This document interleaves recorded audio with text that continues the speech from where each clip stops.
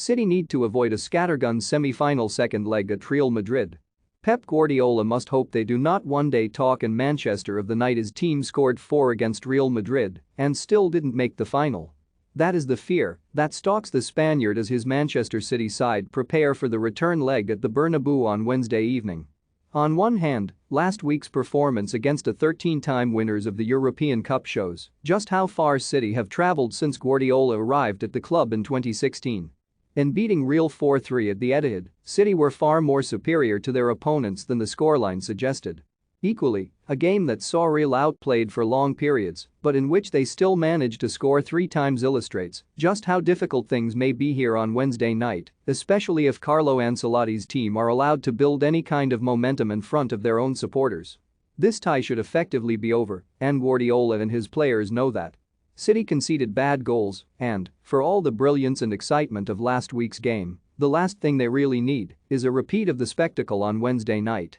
If this game is allowed to become a shootout, then it may just be that Real find themselves with the better gunslingers.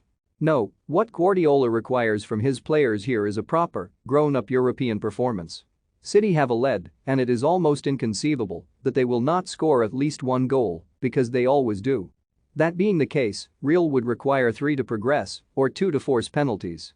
Is it too much to ask the Premier League leaders and champions to prevent that happening? It really should not be. City can usually be expected to defend rather better than they did last week. Real's second goal saw Brazilian Vinicius Jr. run from his own half to score. Their third was from a penalty given away by a needless and soft handball. Guardiola should not expect this to happen again. He will expect Real, as the home team, to have more of the ball than last week's 40%, but at the same time, will wish them to have to work harder to score. With John Stones not fit enough to travel, Guardiola can still expect to field a formidable back four, with the reliable Ruben Dias partnering Aymeric Laporte at the heart of it. Ahead of them will be the equally sturdy holding player Rodri, once of Real's crosstown rivals Atletico, and that should be a platform from which City can see this tie through. City only have to draw here on Wednesday night and have lost only twice in any competition since early December. That should encourage them, but what should give them pause is that both those defeats came in rather haphazard, scattergun games 3-2 on both occasions to Liverpool in the FA Cup and Tottenham in the Premier League. It is exactly that kind of game they simply must avoid on Wednesday evening. Last time they were in Madrid, just a matter of weeks ago, they held Atletico to a goalless draw to progress to this stage. It is the gumption and maturity they showed then that they need now. And what of Ancelotti's Real side? They are certainly not the force they once were. Last week in Manchester, Toni Kroos and Luka Modric were virtual passengers, for example. But they possess pace in the form of Vinicius Jr. and an unpredictable genius in Karim Benzema. Real know also they must play differently from how they did last week. They cannot get away with a performance of such clumsiness again. At the Etihad, they never had control of the rhythm and tempo of the contest at any stage, something that must have alarmed Ancelotti. "I think the approach in the first leg was the right one," said the former Chelsea and Everton manager, rather surprisingly. "We just need to bring more quality and pressurize them. We need to play a very thorough game."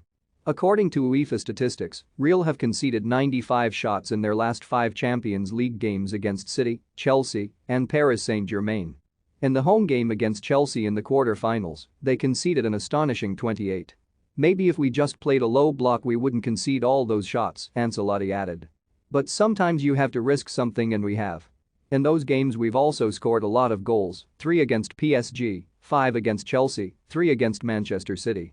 Sometimes you have to take risks and we have the quality to do that." If Real really are prepared to draw City into another puncher's contest, the response of the away team will be key. Last week's game was so enthralling that even the BBC declared it a genuine gold standard match, but while the world waits for another, the feeling pervades that it would not be in City's best interests. There was a distinct feeling of Manchester and Madrid on Tuesday. It was wet, cold and blustery, and that felt appropriate. What Guardiola really needs from his players, as he seeks to earn a successive final appearance, is some real northern common sense.